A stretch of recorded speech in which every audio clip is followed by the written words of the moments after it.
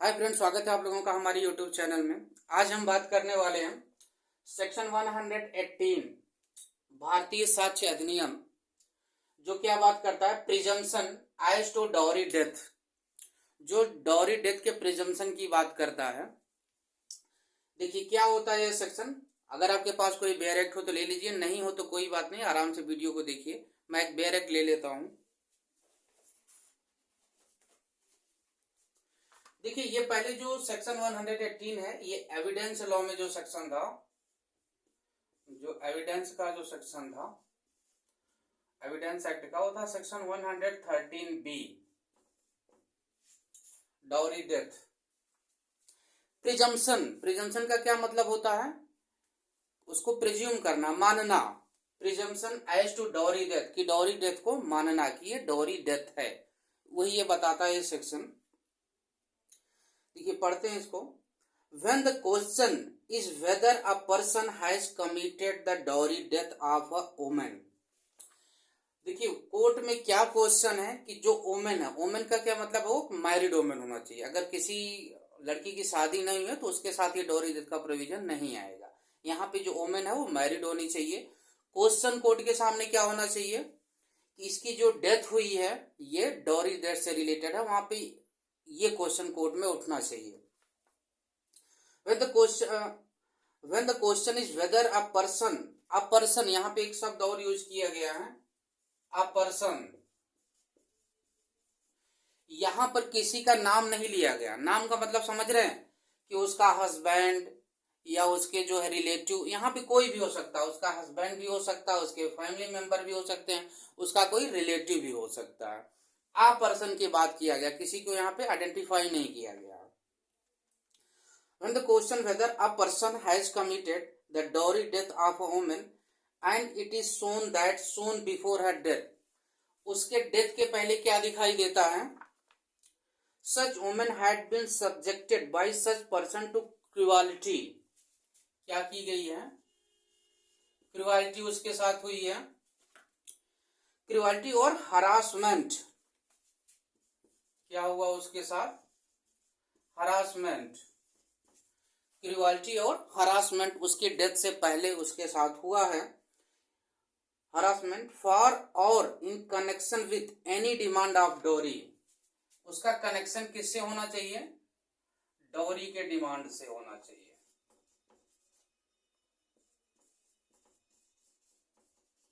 Demand of डोरी या डोरी के डिमांड से उसका मतलब, जो उस औरत की जो डेथ हुई है उसके साथ क्या हुई है, क्रुएलिटी हुई है, उसके साथ क्या हुआ, हरासमेंट हुआ है। क्रुएलिटी का मतलब कई तरीके से होती है, फिजिकल, मेंटल, आप कह सकते हैं इकोनॉमिक, और आप कह सकते हैं कि उसका नेग्लेक्ट करना, उसको खाना पीना ना देना, उसको फिजिकली कह सकते हैं मारना पीटना, या मेंटली रूप से परेशान करना, इकोनॉमिक रूप से मतलब उसको परेशान करना।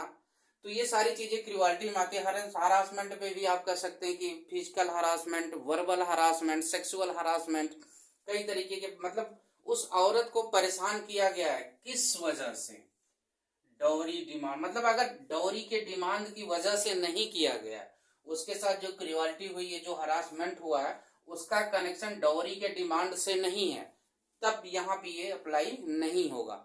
लेकिन उसकी डेथ से पहले, उसके डेथ से जस्ट पहले उसके साथ क्या हुई है, क्रुएलिटी हुई है, हरासमेंट हुआ है। क्यों हुआ है, डोरी डिमांड, डोरी की डिमांड की वजह से।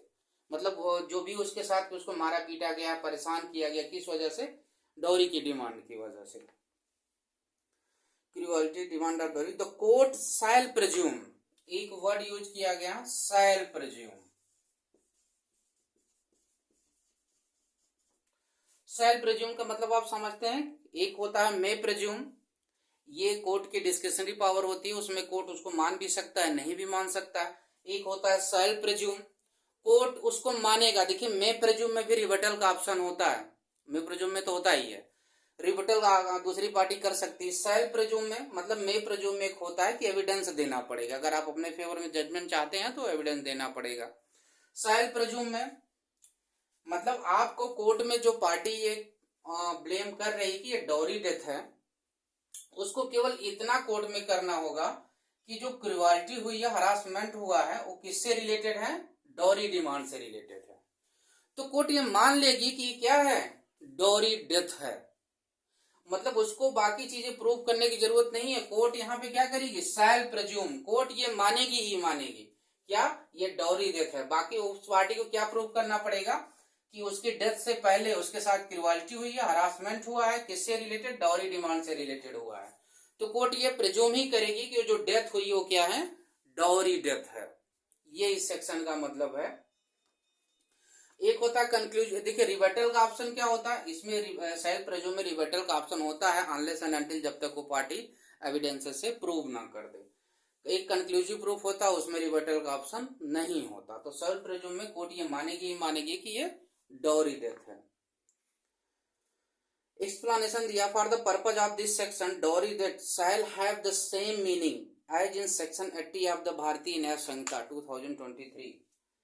जो बीएनएस भारतीय न्याय संहिता का सेक्शन कौन सा है? 80। पहले आईपीसी का कौन सा सेक्शन था बताइए कमेंट करके। 304B इंडियन पिनल कोड का सेक्शन था। तो यहाँ पे जो डॉरी डेथ है, डॉरी डेथ आईपीसी में या भारतीय न्याय संहिता में जो इसका पनिशमेंट है, इसका पनिशमेंट है मिनिमम जो है 7 साल तक की सजा। अगर डॉरी डेथ कोर्ट में प्रूव हो गई तो जो सजा मिलेगी वो 7 साल तक मिनिमम है, उससे लेकर के लाइफ इम्प्रिजनमेंट तक की सजा हो सकती है। तो डॉरी डेथ अगर उसके साथ हुई है तो उसके अनुसार उसको सजा मिलेगी। और उसमें डॉरी डेथ में आप देखेंगे तो उसमें एक प्रोविजन है कि उसकी जो डेथ होनी चाहिए वो 7 साल से नीचे होनी चाहिए। 7 साल का मतलब जिस दिन से उसकी शादी हुई है और जो उसकी डेथ हुई है वो 7 साल के अंदर होना चाहिए। तब ये सेक्शन जो है भारतीय न्याय संहिता का सेक्शन 80 और ये आईपीसी का तो अब तो 80 चल रहा है बीएनएस का, ये सेक्शन अप्लाई होगा। अगर डेथ 7 साल के बाद हुई है, सपोज दैट मान लो कि वहां पे डेथ तो हुई है लेकिन वो 7 साल के बाद हुई है, तब ये सेक्शन बीएनएस का 80 अप्लाई नहीं होगा। तब बीएनएस के और दूसरे सेक्शन अप्लाई हो सकते हैं, जैसे मर्डर हो गया या और सारी चीजें हो गई, वो सेक्शन अप्लाई हो सकते हैं। लेकिन ये डॉरी डेथ का सेक्शन जो है 80 ये बीएनएस का अप्लाई नहीं होगा। तो आशा करता हूं कि सेक्शन 118 भारतीय साक्ष्य अधिनियम का आपको समझ में आया होगा। फिर भी कोई क्वेश्चन या सजेशन हो तो आप हमें कमेंट में बता सकते हैं। मिलते हैं फ्रेंड्स अगली वीडियो में, तब तक के लिए नमस्कार।